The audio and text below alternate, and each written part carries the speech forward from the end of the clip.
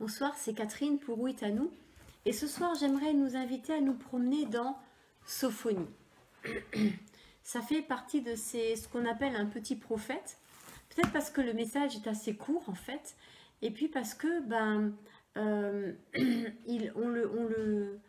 le connaît pas bien. C'est difficile, vous savez, de situer dans le temps et dans l'histoire ces personnages. Et donc là, à peu près, lui, on le situe en 622 avant Jésus-Christ. Et puis, apparemment, son message se situerait avant la réforme entreprise par Josias. Voilà.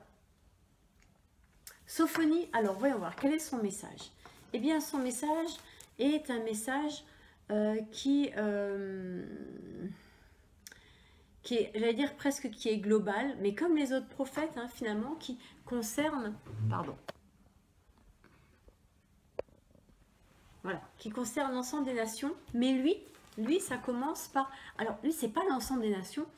En fait, c'est ce qui m'embête un peu ce soir, c'est que son message concerne particulièrement la côte Gaza. Voilà, ça c'est embêtant. J'aurais préféré faire un autre prophète ce soir, mais vous savez, je dois vous avouer que je ne choisis pas les prophètes que je fais, ni le soir où je les fais. Voilà, c'est comme ça. Parce que je ne sais pas si c'est au courant, mais ça y est, c'est le feu en Israël est décidé et il prendra sûrement effet à minuit. Et donc, en fait, j'avais un message d'un frère en Israël qui disait priez parce que ça va être jusqu'à minuit les heures les plus longues. Parce qu'il pensait, il préconise, il suppute que les uns et les autres vont tout donner tout ce qu'ils ont et que ça va pleuvoir des pluies de roquettes. Donc c'est vraiment une nuit où il faut que on soit là avec eux, il faut qu'on prie. Bonjour Déborah. Pour la protection des uns et des autres, Donc, Sophonie. D'abord, j'aimerais nous faire remarquer qu'il y a quelque chose d'étrange avec Sophonie. La première formule est à peu près normale, à la parole de l'Éternel fut adressée à Sophonie. Et après, c'est là que ça devient un peu bizarre, parce qu'on énumère tous les parents, les ascendants de Sophonie. Donc Sophonie, fils de Couchi, fils de Géadalia, fils d'Amaria, fils d'Ézéchias, au temps de Josias, fils d'Amon, roi de Juda. Donc vous voyez, c'est très étrange de faire, généralement on dit que le père, et là on remonte plus loin. Et donc ma première question, coucou Céline, et donc ma première question c'est pourquoi nous faire une petite généalogie des ancêtres de Sophonie. Alors, du coup je suis allée voir un peu ce que voulaient dire les noms. Sophonie veut dire l'Éternel a caché, l'Éternel protège. Le fait que Sophonie soit fils de Couchi, c'est Couchi, ça veut dire leur noirceur. Oui. Fils de Géadalia, c'est l'Éternel est grand. Fils d'Amaria, l'Éternel a dit ou il a promis. L'Éternel d'Ézéchias, l'Éternel est ma force. Au temps de Josias, l'Éternel guérit. Fils d'Amnon, un travailleur caché. Alors, je me suis dit, tiens, c'est un moment, c'est intéressant de s'arrêter sur ces noms, parce que tous ces noms sont centrés sur l'Éternel. L'Éternel a caché et protégé, l'Éternel est grand, l'Éternel a dit a promis, l'Éternel est ma force, l'Éternel guérit. Ce sont toutes des caractéristiques de l'Éternel qui disent à quel point il prend soin de ses enfants. Il y a juste deux qui ne sont pas une caractéristique de l'Éternel. Et c'est Sophonie, fils de Couchi. Couchi, c'est leur noirceur, donc c'est le père de Sophonie. Et le même nom qui ne glorifie pas l'Éternel au fond, eh ben, c'est le père de Josias, le père du roi, travailleur acharné. C'est-à-dire, c'est pas que ça glorifie pas Dieu, mais c'est que c'est centré sur l'homme. Vous voyez, il y a deux choses différentes là qui apparaissent, alors que tout le reste est vraiment centré sur l'Éternel. Voilà. Pour l'instant, c'est juste, vous savez, parfois il y a des choses qu'il faut noter comme ça et puis les laisser. Tiens, Seigneur, pourquoi? Pourquoi tu dis ça comme ça? Le début du message de Sophonie commence par je détruirai, je détruirai, je détruirai. Et lui, c'est une destruction complète. Alors, je détruirai sur toute la surface, sur toute la face de la terre, dit l'Éternel, je détruirai les hommes et les bêtes, les oiseaux, etc., etc. Alors, la difficulté qu'il y a, c'est que ces deux mots ne sont pas les mêmes. Je détruirai sur toute la surface, je détruirai, pardon, toute la surface de la terre. Le mot c'est asaph et ça veut dire rassembler. Vous voyez, enfin Dieu il va rassembler sur toute la surface de la terre. Et là je ne sais pas si vous entendez quelque chose de Genèse, quand dans Genèse il est dit qu'il n'y avait qu'un continent et que ce continent s'est séparé conséquemment au péché de l'homme. Voyez, mais au départ, au démarrage, il n'y avait qu'un continent et puis l'homme, ce continent s'est séparé, s'est connecté au péché de l'homme. Donc voilà, donc là l'Éternel est dans l'autre mouvement, c'est-à-dire il rassemble à nouveau. Et le deuxième mot, je détruirai les hommes et les bêtes, les oiseaux et les poissons. On pourrait penser que c'est rassemblé aussi, mais là c'est un autre mot. Le mot c'est sauf.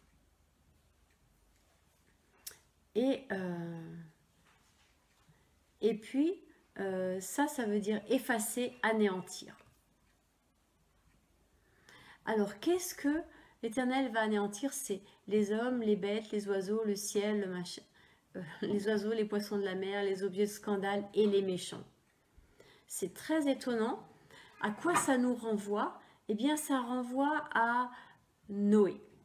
Ça peut renvoyer, moi je vous propose de le renvoyer à Noé, dire à ce moment où l'Éternel a détruit toute la création finalement à cause du péché de l'homme. Et le texte dans Noé dit « Car le cœur de l'homme était tout entier tourné vers le mal ». C'est-à-dire il n'y avait plus rien, il n'y avait même plus une once de gentillesse dans le cœur de l'homme, tout était tourné vers le mal.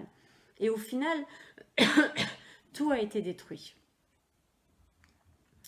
Et il y a enfin le troisième verbe, j'exterminerai les hommes.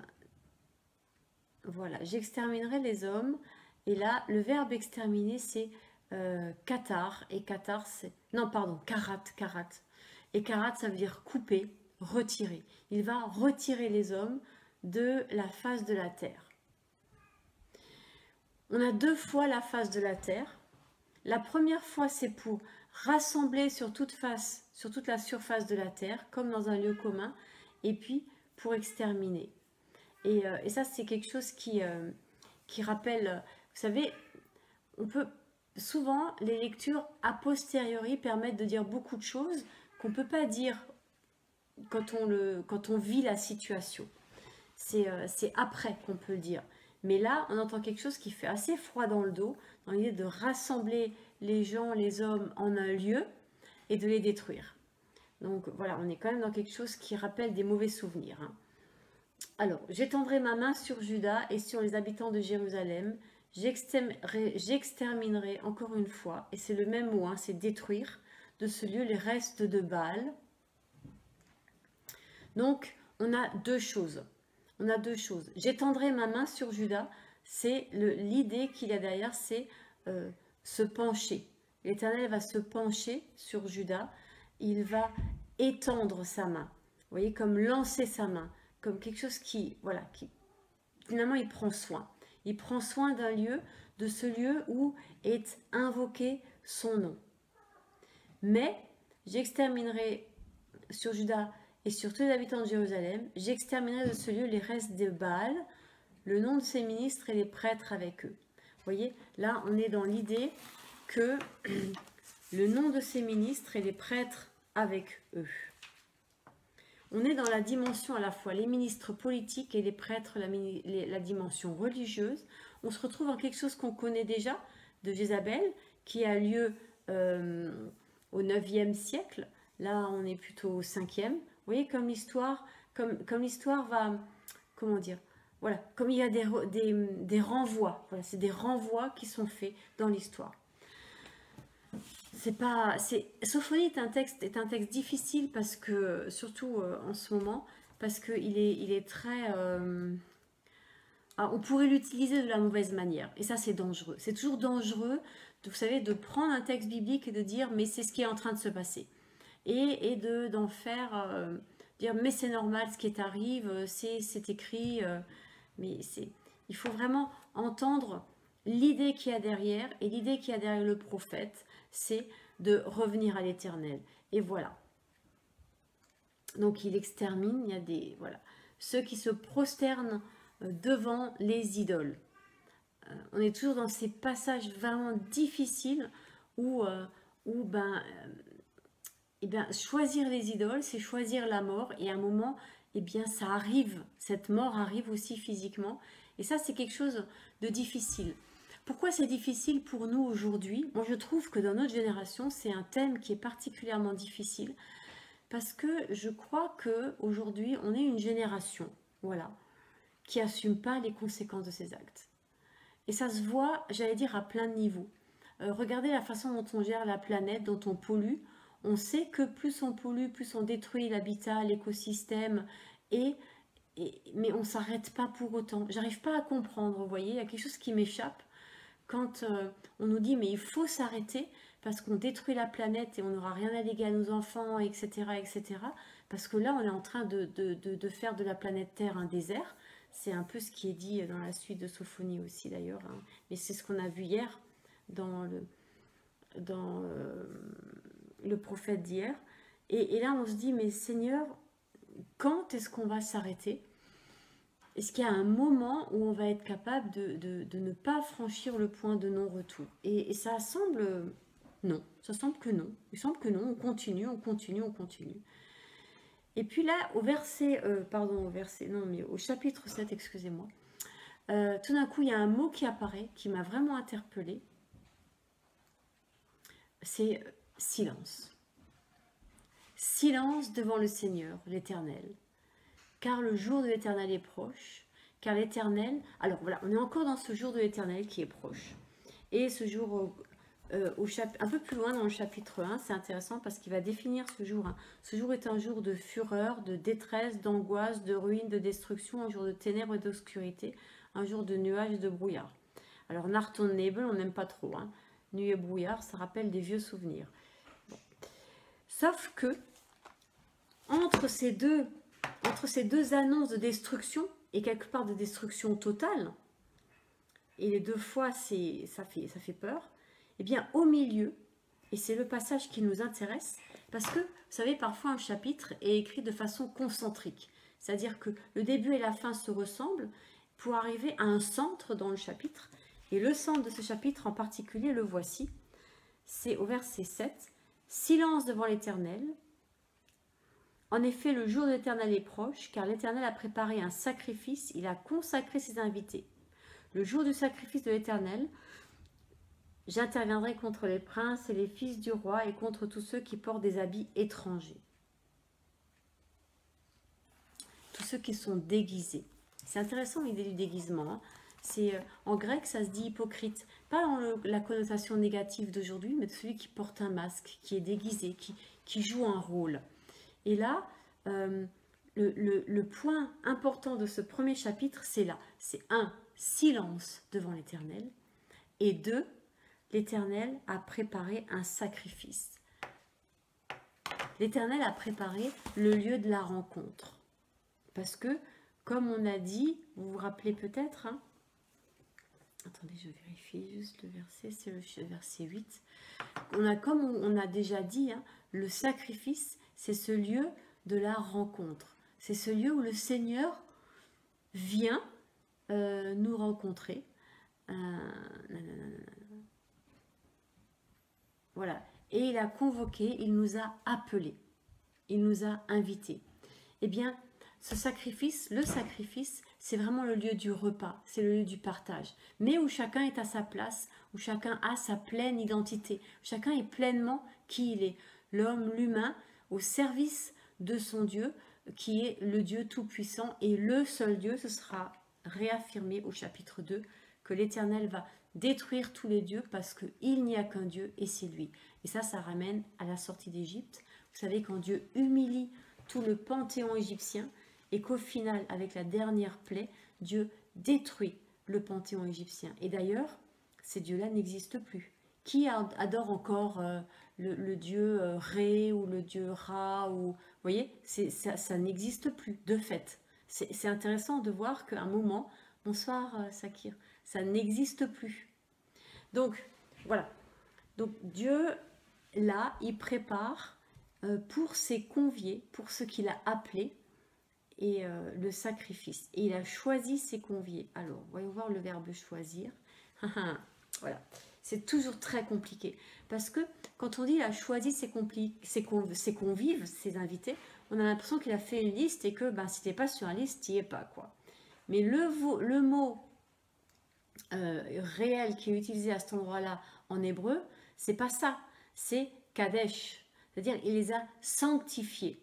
C'est pas tant qu'il a choisi des gens, c'est que ceux qui sont restés fidèles, finalement, ont été sanctifiés pour pouvoir être conviés à la table du roi. Mais c'est exactement le message du Deuxième Testament. C'est exactement le message que porte Jésus Yeshua quand il invite et quand il raconte les paraboles, des histoires des repas des noces. Et rappelez-vous particulièrement celle où il y a ce convive qui ne porte pas l'habit qu'il convient et qui va être jeté dehors. Il a oublié de passer par le vestiaire, parce qu'au vestiaire, on se, on se dépouille de sa vieille nature et on reçoit la nouvelle nature, on reçoit un habit nouveau. C'est toute l'image qu'il y a autour du fils prodigue. Mais ça parle aussi de la résurrection. Vous voyez, où ce corps de chair, ce corps de mort reste dans cette réalité. Et on reçoit un corps sanctifié. Même si il est vrai que le tombeau de Yeshua est vide et qu'apparemment ce corps, ces ossements peuvent revivre. Vous voyez, les deux, la Bible ne nous ne nous donne pas de certitude sur le comment ça va se passer. Elle ne donne qu'une certitude, ça va se passer. Mais comment exactement ça va se passer, là, il n'y a pas de certitude. Il n'y a pas de texte qui le dit vraiment clairement. C'est des images qui sont employées pour essayer de nous faire saisir une réalité qui va au-delà de notre intelligence. Et que notre intelligence ne peut pas contenir, parce que la réalité de la résurrection et du coup de l'éternité est juste infinie, et l'infini ne peut pas être contenu dans le fini, à savoir dans nos cerveaux, ou dans nos cœurs, ou dans nos esprits, ou dans nos âmes. Ça, c'est pas possible. Donc, voilà, on utilise des images. Juste pour dire que on est tous appelés à être prêts, à être sanctifiés, à être kadosh, saint, saint, saint et éternel. Soyons saints, soyez saints comme je suis saint. Cet appel à la sainteté, cet appel à être mis à part, qui traverse toute la Bible et qui devrait, j'allais dire, être le sujet central de nos préoccupations aujourd'hui.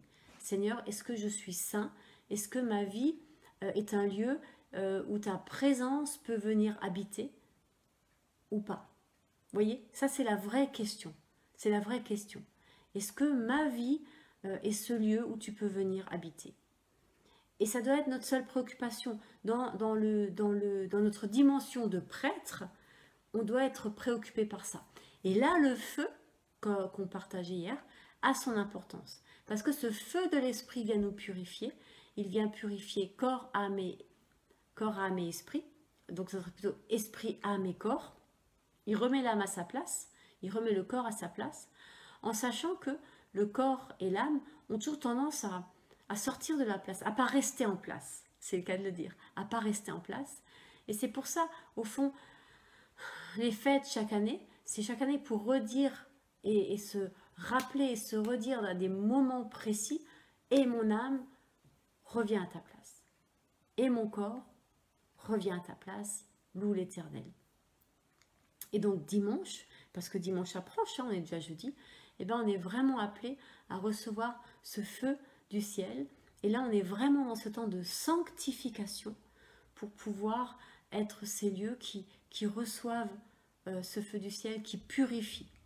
Alors, vous allez me dire, est-ce qu'elle va oser faire un parallèle en disant, mais est-ce que toutes ces roquettes qui tombent sur toutes ces villes en Israël, et sur Gaza d'ailleurs, hein, parce qu'on estime qu'il y a entre 12 et 15% des roquettes qui sont tirées par le Hamas qui tombent sur Gaza même, c'est-à-dire qu'ils se loupent, quoi.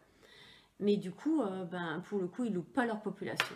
Et qu'il y a des gens qui meurent de la main même du Hamas.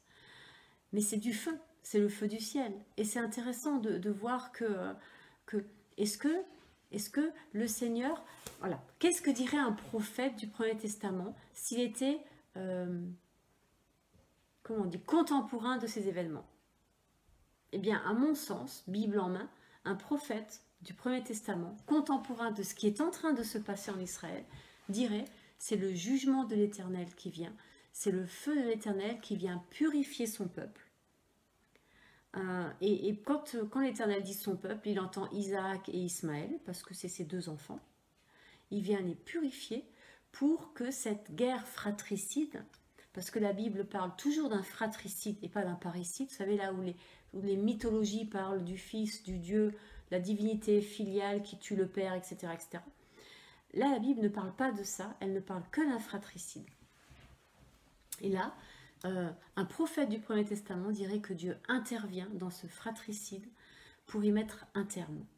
Une autre chose que pourrait dire un prophète du Premier Testament, c'est que, très intéressant de voir l'intervention de Donald Trump qui disait si j'étais encore là, j'aurais tout de suite porté secours à Israël. Or là, personne n'a porté secours à Israël, aucune nation n'a porté secours à Israël. Et Israël, il y a un cessez-le-feu qui va avoir lieu à minuit, et Israël va terminer ce qu'ils ont à terminer avant minuit, pour aller au bout, pour assurer la sécurité de la population. Mais ça veut dire, qu'est-ce que ça voudrait dire? Qu'entendrait un prophète? Eh bien, un prophète entendrait, c'est l'Éternel qui combat pour Israël et pas les autres nations. Vous voyez? C'est l'Éternel lui-même qui a pris en main la cause de son peuple et qui combat pour son peuple et qui protège son peuple au travers du dôme de fer. Oui, c'est tout un ensemble de choses qu'un prophète, une lecture qu'un prophète du Premier Testament pourrait tout à fait avoir sur la situation qui est en train de se passer.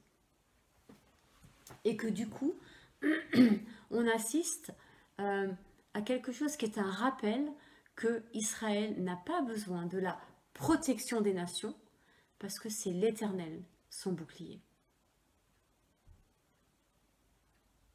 C'est pas bon pour les nations. Hein. Ce qui est embêtant avec Sophonie, c'est que, et j'ai pas choisi, hein, je vous l'ai dit, j'ai pas choisi Sophonie. Enfin, Sophonie, c'est quelqu'un qui m'a demandé Sophonie. Et jusqu'à présent, j'avais pas eu le temps de travailler Sophonie. Et aujourd'hui, j'ai eu le temps. Et puis, ça m'a semblé juste de le faire. J'ai juste eu à cœur de le faire aujourd'hui. Et quand j'ai découvert ce que disait Sophonie, j'étais un peu embêtée. Chapitre 2. En effet, Gaza sera abandonnée. Ça commence mal. Ashkelon sera dévasté, Asdod sera chassé en plein midi, Ekron sera déraciné. Malheur aux habitants des régions maritimes, à la nation des Kérétiens. L'Éternel a parlé contre toi, Canaan, pays de Philistins. Je te détruirai, tu n'auras plus d'habitants. Les régions maritimes deviendront des pâturages, des terrains pour les bergers et les parcs pour les troupeaux. Ces régions seront pour le reste de la communauté de Juda. C'est là qu'ils conduiront leurs troupeaux, ils se reposeront le soir dans les maisons d'Ashkelon, car l'Éternel leur Dieu interviendra pour eux et il ramènera leurs déportés. Voilà, c'est très ennuyeux parce que l'Éternel semble avoir des projets pour cette région, selon Sophonie. Bon, on verra bien ce qui se passe, hein. Mais voilà, il faut avoir entendu ça. J'ai entendu les injures de Moab et les sarcasmes des Ammonites quand ils insultaient mon peuple et s'attaquaient à ses frontières. On se rappelle qui est Ammon Moab et Ammon, rappelez-vous, ce sont les fils que Lot a eu avec ses filles.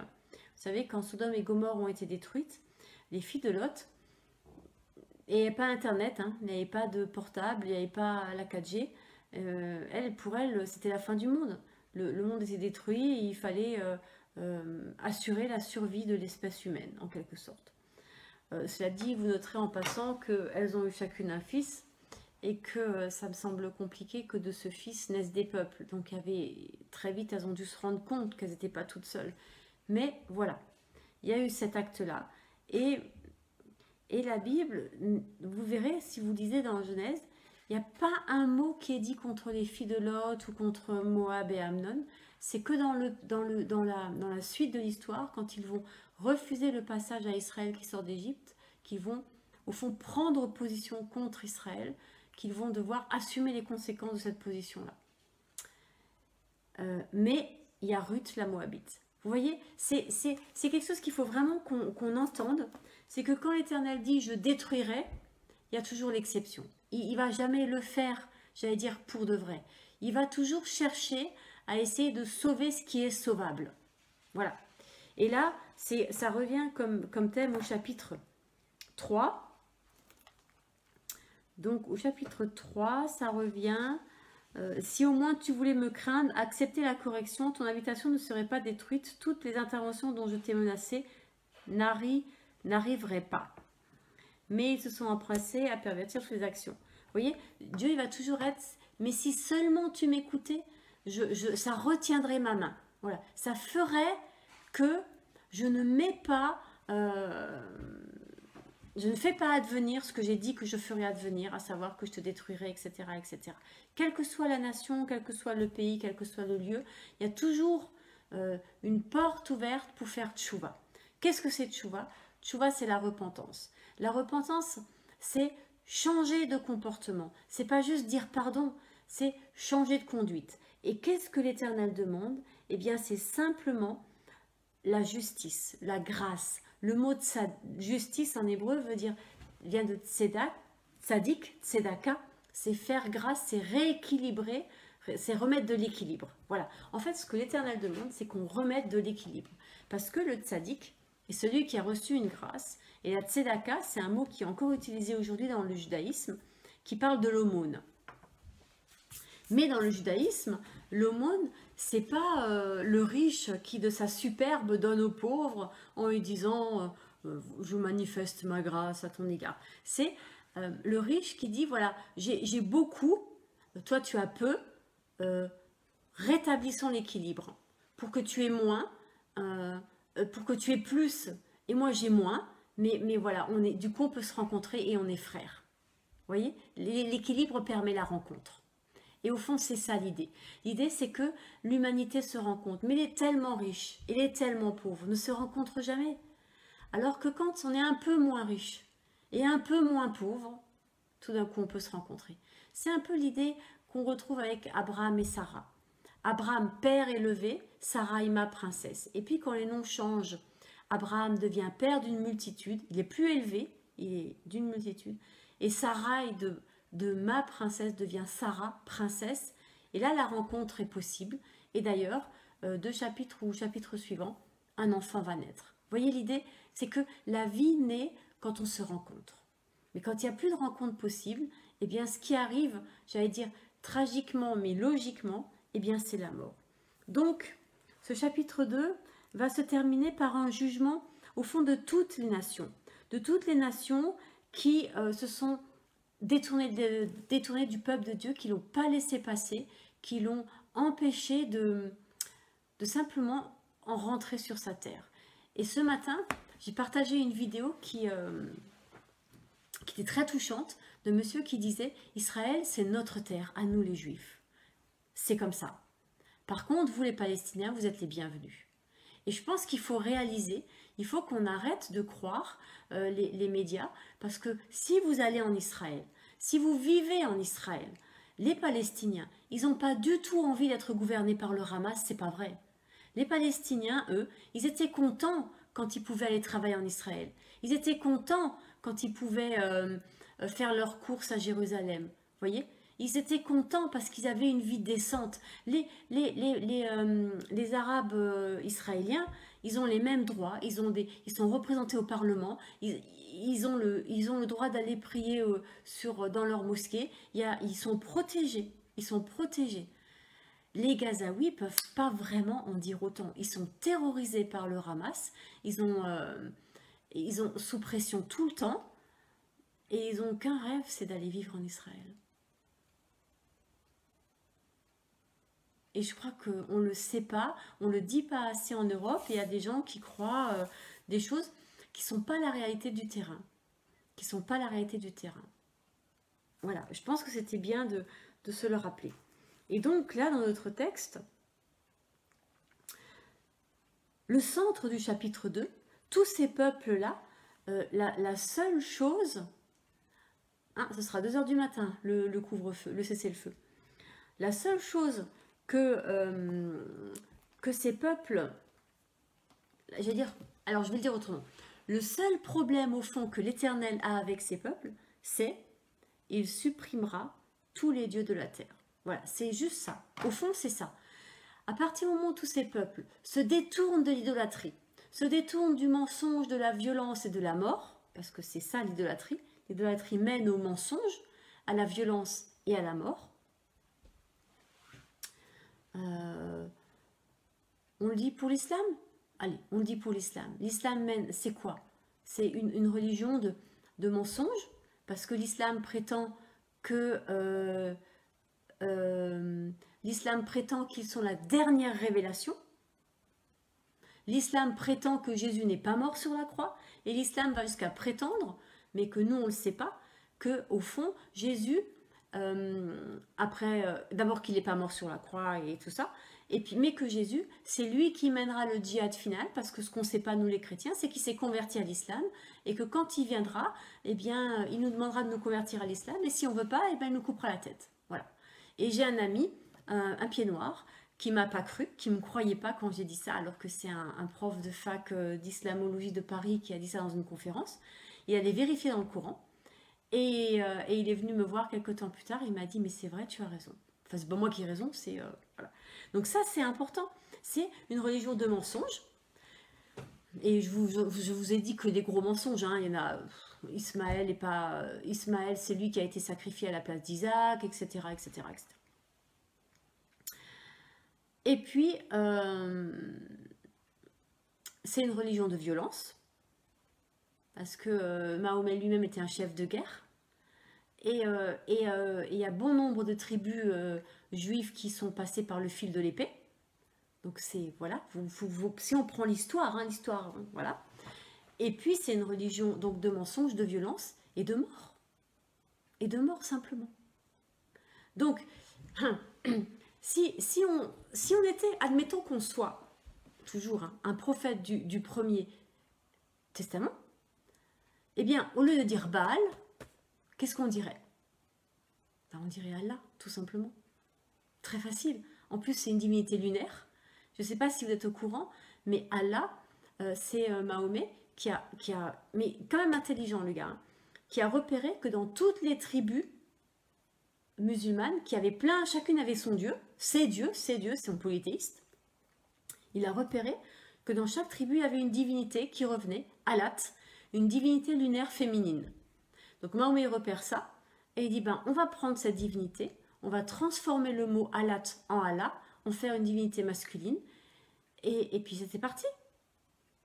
Mais on est sur quelque chose que l'Éternel a en horreur, parce que c'est un faux Dieu, tout simplement.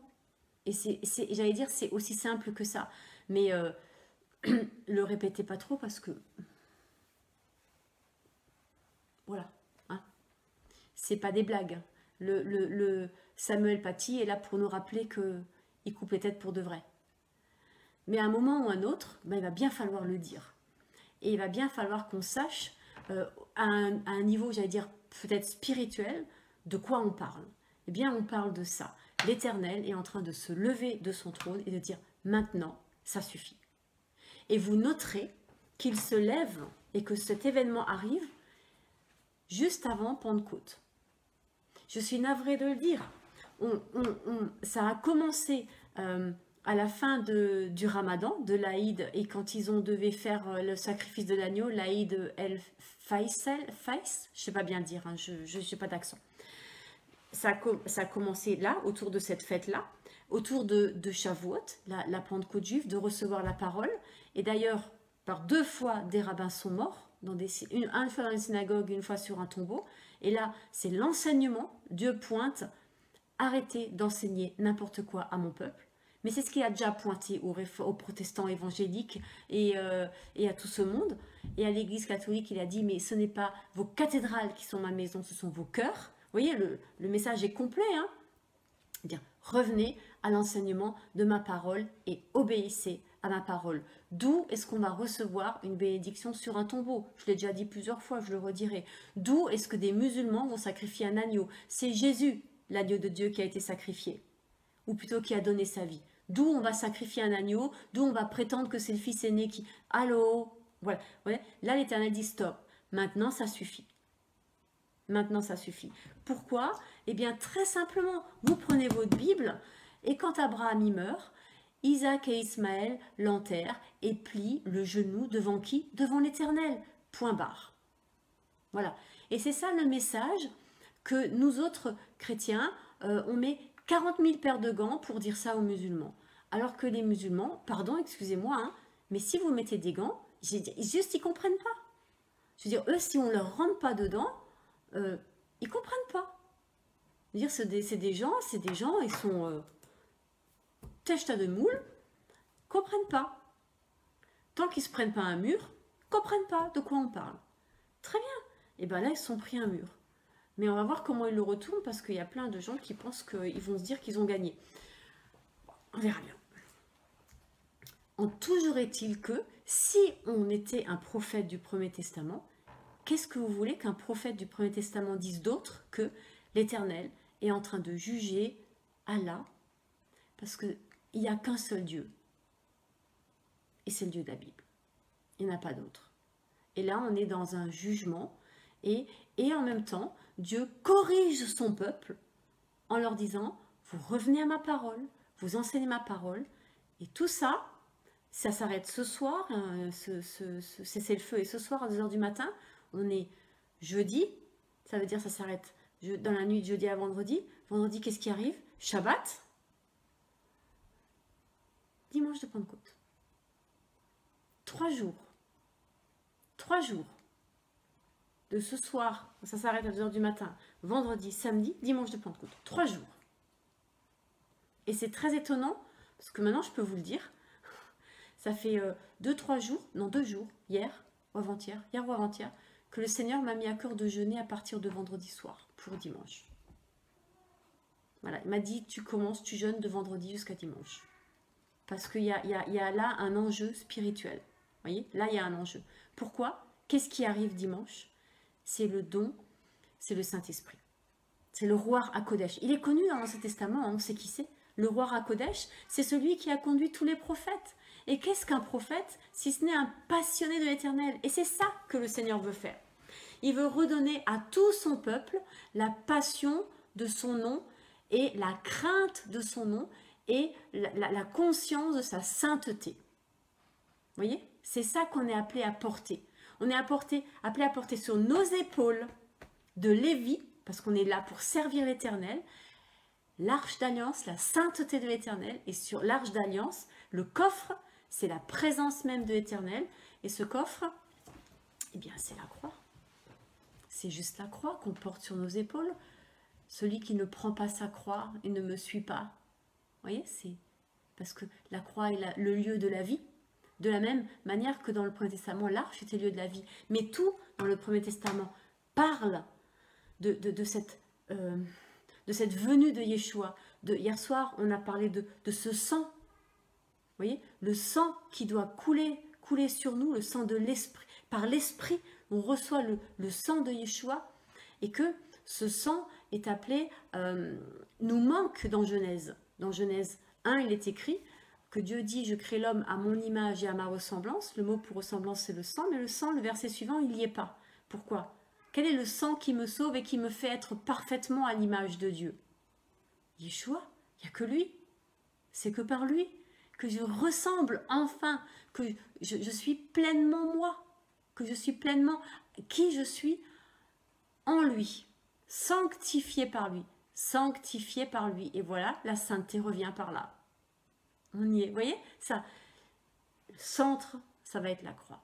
Mais une compréhension de la croix, voilà, ce que je crois que même, je lisais aujourd'hui sur Facebook un truc qui m'a fait froid dans le dos, que même des pasteurs n'ont pas reçu, vécu cette sanctification par la croix.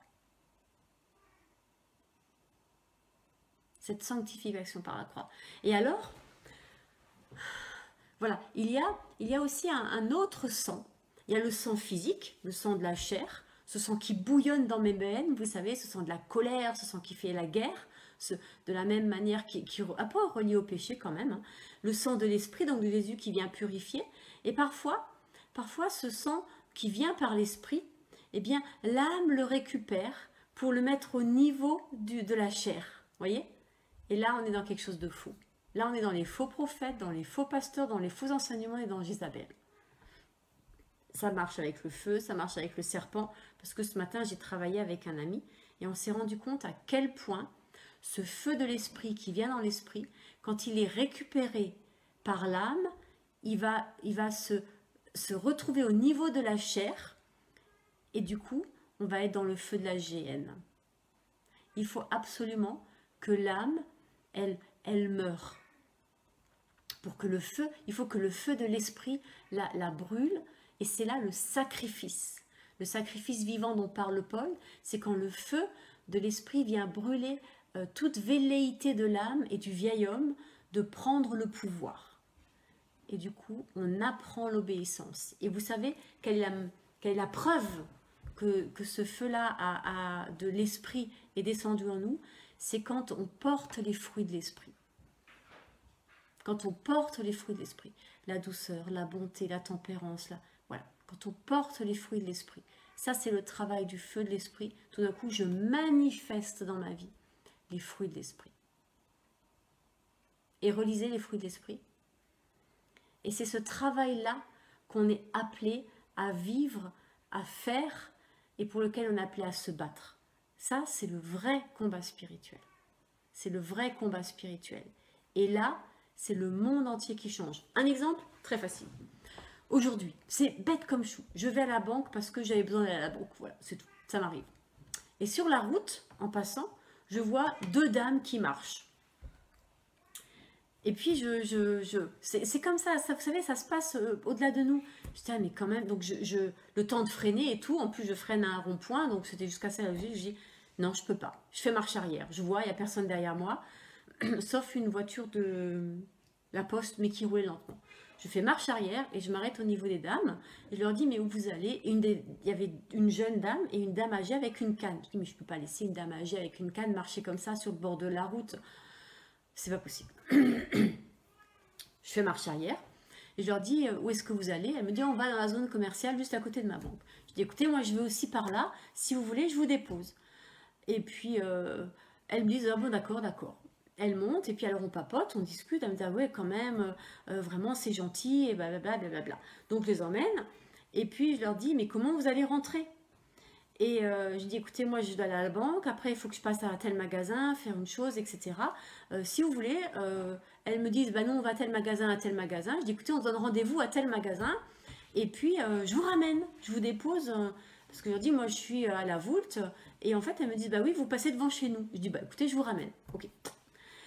Et là, donc je vais faire mes courses, elles vont faire leurs courses, on se retrouve, et puis je les reprends, donc on les prend en voiture, et puis je leur dis écoutez, j'ai encore une course à faire, donc elles restent dans la voiture avec mon chien, Yabok, qui, quand on connaît mon chien, c'est la gentillesse personnifiée. Hein. Mais quand même, je veux dire, ce sont deux femmes, deux étrangères, avec un chien inconnu. Moi, je trouvais qu'il y avait une grâce incroyable dans cette histoire, parce que tout s'est fait... Alors à un moment, la dame âgée a même dit à la plus jeune, mais tu la connais? Elle dit, non, pas du tout. Vous voyez, comme quoi on avait presque l'impression que, voilà. Et donc après, je vais faire ma dernière course. Puis Yabok, évidemment, sage comme une image. Tout se passe impeccablement bien. Et puis je les ramène, et alors là, elles me disent, ah mais vraiment, on ne connaît pas, on n'a jamais vu ça, on s'est demandé qui vous étiez, on s'est dit que vous deviez être soit une instite, soit une assistante sociale, ou alors une chrétienne. Ou alors une chrétienne. Parce que de nos jours, il n'y a plus personne qui fait de choses comme ça. Et alors je leur dis, oui, effectivement, je suis le pasteur de la Vaude. Et elles étaient là, eh ben on s'en doutait, on se doutait qu'il y avait quelque chose comme ça. Et c'était incroyable. C'était, je les reverrai peut-être plus jamais. Je ne sais même pas vraiment où elles habitent. Donc je les ai déposées. Et je me suis dit, et je ne sais plus pourquoi je raconte ça, comme d'habitude. Et je me suis dit, bah, Seigneur, merci parce que, je veux dire, l'air de rien, elles avaient quand même une belle trotte à faire. Et puis elle m'a expliqué qu'elle devait chercher son petit à l'école. Enfin, une histoire d'horaire qui n'allait pas marcher, qui n'aurait pas marché si je n'avais pas pu être là pour elle. Mais voilà, voilà les œuvres. Et elle m'a dit, mais les gens font plus ça aujourd'hui. Je dis, mais je comprends pas. Je comprends pas pourquoi on fait plus des choses comme ça. C'était tellement sympa d'avoir ce, vous voyez, c'était au-delà du fait que oh, je suis quelqu'un de bien. Non, c'est rigolo, c'est une blague. Mais c'était tellement sympa comme moment à vivre et à partager, vous voyez. Et je dis voilà, voilà. C'était quoi? Ça m'a pris quoi? Ça m'a rien demandé. J'ai pas fait d'effort. Voilà, j'avais juste 2 personnes pendant 5 minutes dans ma voiture. Mais ça, c'est les fruits de l'esprit. Ça, c'est les fruits de l'esprit.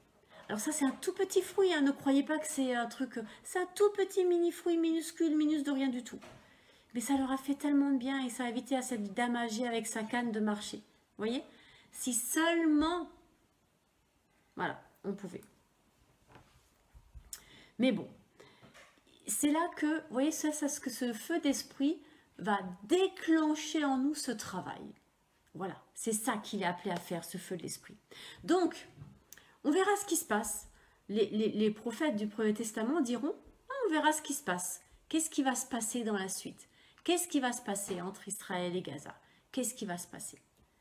Et là, prions. Prions. Déjà, prions pour cette nuit, où vraiment ça va tomber, ça va pleuvoir des 2 côtés. Apparemment, les 2 ont des trucs à finir avant de poser les armes. Prions. Et ensuite, prions pour que quelque chose se passe. Quelque chose se passe. Et que quelque part, on entende enfin ce message, ce bout de terre, qui est grand comme l'Alsace en France. Hein. Il faut se rendre compte de la superficie de ce machin. Hein. Je veux dire, Israël, de l'Est à l'Ouest, vous le faites en 3h30 et du Nord au Sud en 8h, même pas. Hein. C'est vraiment, je veux dire, mais de quoi on parle? Il y a 0 pépite d'or, il y a 0 diamant, il y a 0 émeraude, il y a 0 rien du tout. Et on se bat pour de la poussière, à feu et à sang. Je veux dire, de quoi on parle? Une terre qui appartiendra jamais à personne, parce que je m'excuse de vous le dire, permettez-moi de vous le dire, mais quand on meurt les uns et les autres, on n'emmène strictement rien, même pas un grain de sable, on n'emmène rien avec nous. De quoi on parle? Eh bien, on ne parle pas de la terre, on parle d'un autre combat. C'est nécessairement ailleurs que ça se joue. Et ailleurs, eh bien, c'est l'Éternel qui est en train de dire, il y a un Dieu, un seul, et c'est moi. Et je règne sur toute la terre. Sur toute la terre. Et cette épidémie, même du coronavirus, quand on la compare aux épidémies de la Bible, c'est jamais qu'un rappel, dire mais revenez à moi, je suis Dieu. Et ça nous renvoie en pleine figure, mais vous ne pouvez rien gérer, vous ne savez pas. Vous voyez? Vous ne savez pas. On est tous, l'humanité entière, appelée à plier le genou devant l'Éternel.